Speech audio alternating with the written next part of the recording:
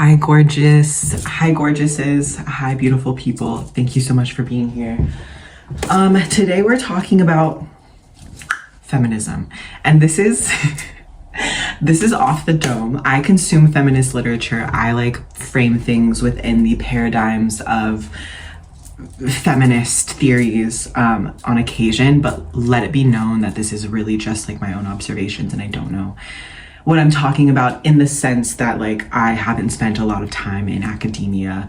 I'm just giving you that disclaimer. I'm around so many gorgeous academics and I feel so blessed and so lucky, but at the same time I'm like, I don't know how to qualify my conversation with you for referencing great work, and I am like a thembo who's channeling other realms.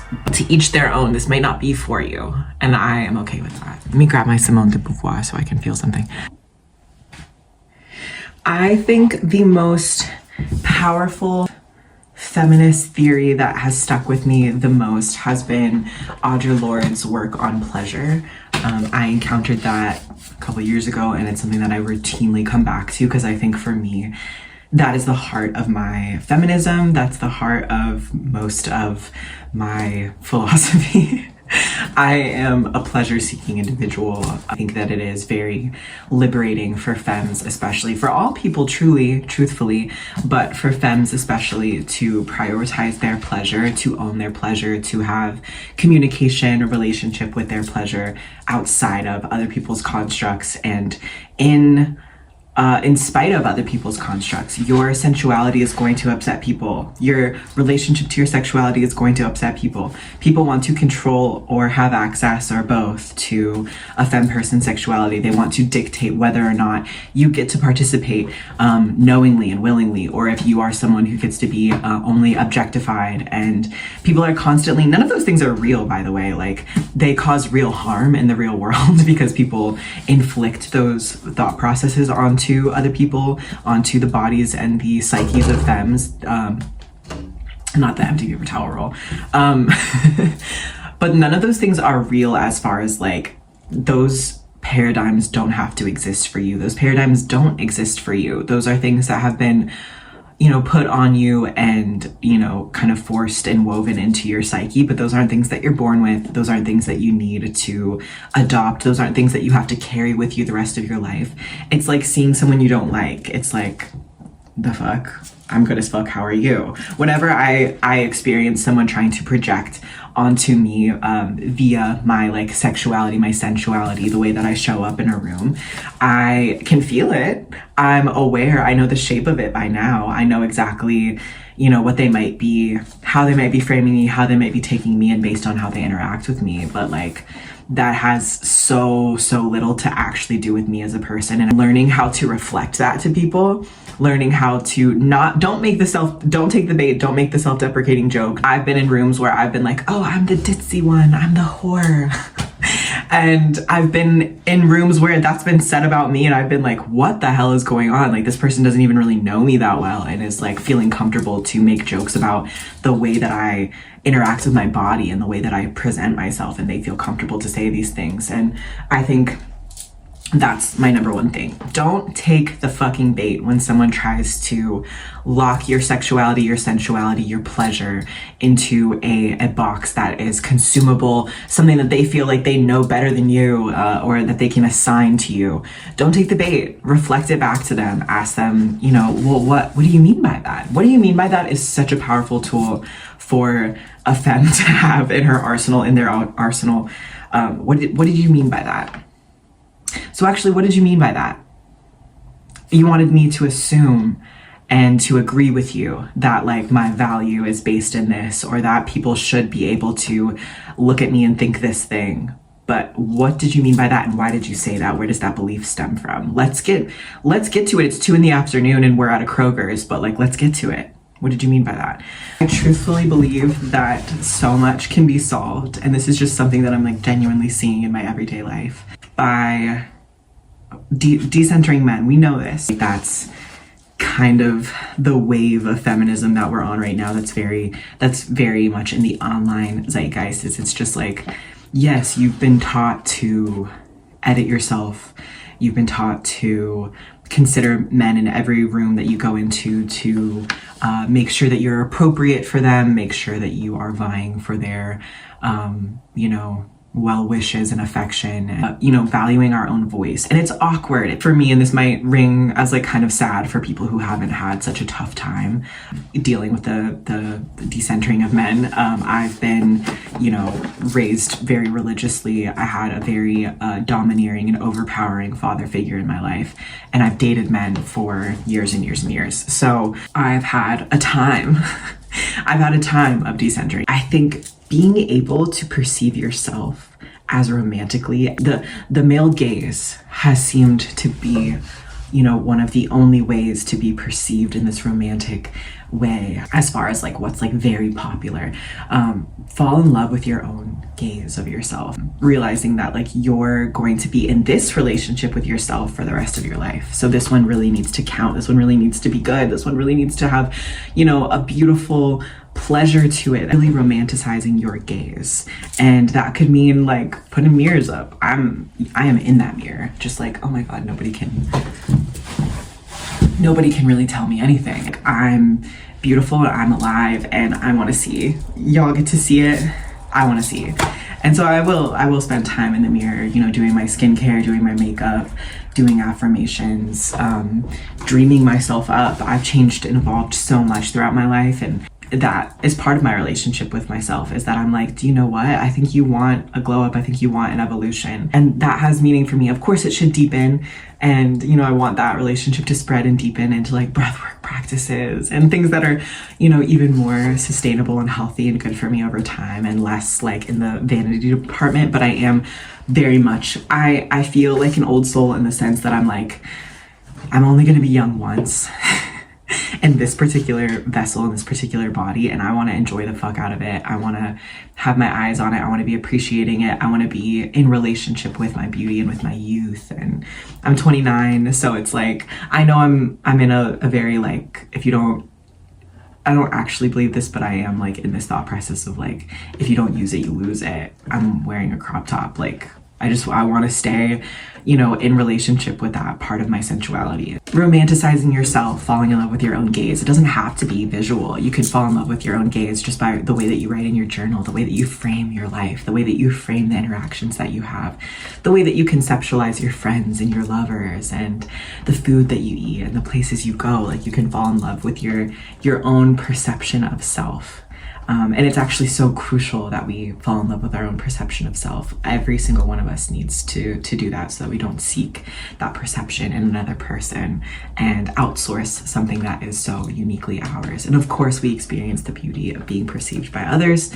But yeah, I feel like there's also just so much of a fixation with perception these days, and it's even a beautiful practice to just start stepping away and getting to be like a formless, like timeless vessel of you know, cosmic awareness, whatever you want to say, however you want to frame it. Just like spending a couple moments a day with what is timeless about you, with what will not age, what will not change, what will not shift, which is just how it feels like when you open your eyes in the morning, or, you know, when you take a couple minutes and look at the sky, or make yourself some food and tea and just like check in on that level, that part of you that's not changing, that's not hyper fixated, that's not you know, comparing, that's not in some liminal transient kind of portion of life, but that part of you that is like truthfully eternal and will feel true to you in every version of yourself, in every lifetime, and in every expansive part of this, you know, being consciousness experience that we're all having. I also think that we have to move away from self-criticism, because especially femmes, if you're in self-criticism and you are holding yourself to this standard that has been made impossible on purpose, you are gorgeous, you are stunning, these guys can't handle you. I'm so fucking serious. You are gorgeous, you are stunning, these dudes can't handle you. So they pick apart appearances, they pick apart vibes, they pick women apart, they pick femmes apart, and they lie and say that they're not attracted to them. Sometimes they're not, whatever. But like, the beauty standard for like the male gaze is so sickening and twisted. And I think for me, I'm speaking personally now, I've been like, I want to put myself through that grinder because I want like the toughest, hardest. I want to be able to hold myself to the gnarliest standard. And if I can attract men, then I can attract anyone. And like just this really strange effect that it can have. And I'm sure all of us have our own, have had, hopefully, our own dysfunctional relationship with the male gaze. But we really do have to like just turn it off. Just turn it off. Yes, that is what a man would probably think of that outfit. Great. Do it anyway. Be hot anyway. Know that you are a goddess. And I feel like we are channeling in like the matriarchy and like this goddess frequency when we just like do what we want to do anyway. Like I know that like shaving off my eyebrows and drawing them on pencil thin is not going to be for the boys. And I feel divine and I feel beautiful and I feel creative and inspired when I, get to put a new brow shape on every day. And again, I'm keeping it really in the realm of vanity because I still need to kind of evolve past that. But it goes so much deeper, obviously, and hopefully you can think of your own examples that apply to you and maybe contain even more depth. I'm a Gemini moon. I'm very prone to superficiality, but there is depth here. The reason that I selfishly want us to get rid of that inner critic and that male gaze is because we will be able to see one another more clearly. And there is nothing more beautiful to me than when I actually get to perceive and see a femme for all of their glory, for all of their uniqueness, for all of the way that they show up as themselves. And, even if a girl is, or a femme or a person is really affected by the male gaze and it's like kind of all over them, I still love to just like I love taking in the beauty of femmes and being comfortable complimenting them and not feeling any sort of like type of way. I'm a barista and I used to feel so hurt when I would give a girl a compliment and she would just be like, thank you, and like not say anything back. And I'm like, Diva, I have my hair done, I'm wearing an outfit, I have jewelry, I have makeup, like you should probably say something back. I'm learning and I'm working on how to just like give freely and receive freely, and it doesn't have to be like transactional, but just to decenter that male gaze, allow that critic to just dissipate from your mind and just to get to see femmes.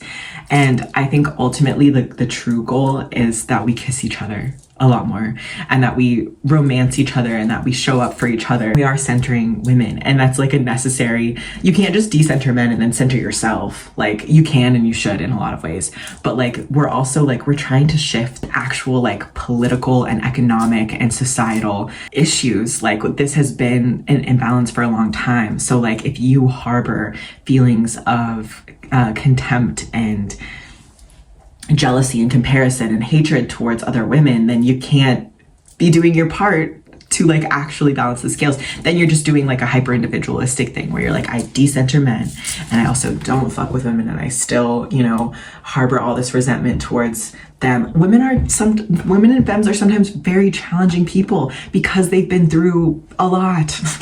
And get on top of your relationship with yourself and create room to invite other women to come and experience a little bit of healing in your presence and show them the love that they fucking deserve because you're showing yourself that love too.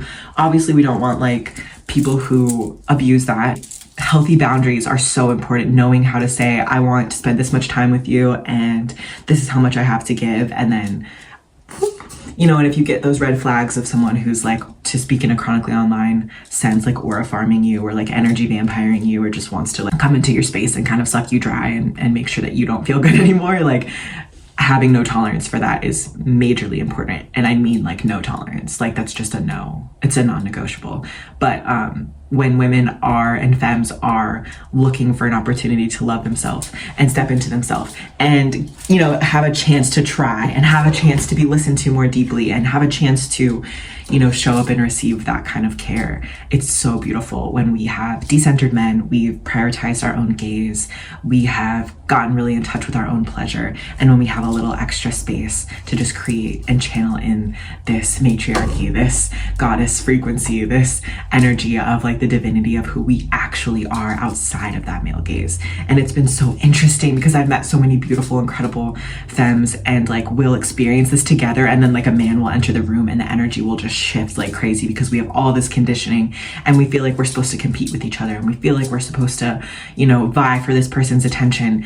And then the opposite is sometimes like we'll just like bully that guy, you know, and we'll just team up and bully that guy. I want a world where like we can just all exist as like souls and people, and it doesn't have to be, you know, a war of the sexes and the genders, and it doesn't have to be, you know, that complicated. And it can just be people who value themselves, who have deconstructed a lot of the societal views that they don't agree with, and have taken the time to develop like a deep self-love and a deep self-pleasure, and know their own value and love themselves, and can see the value in others as well and uplift them. So yeah, I hope this was helpful. I did a spell last month to heal my wound with the feminine, and I felt so many lessons come through. So hopefully there's some value in this. That's my qualification truly, is that I'm a witch and that I'm trying. But yeah, thank you so much for chatting. This was kind of a different one, but it's definitely been on my mind. I've been watching a lot of Amber Akila's videos, and she's just kind of shredded through old paradigms and opened me up so much. So big shout out to her. Thank you so much for watching. Stay grounded, stay in love with yourself, stay kind to yourself, and try to, you know, reach out to the goyles, to your sisters, to your femmes, you know. Yeah, take care. Bye.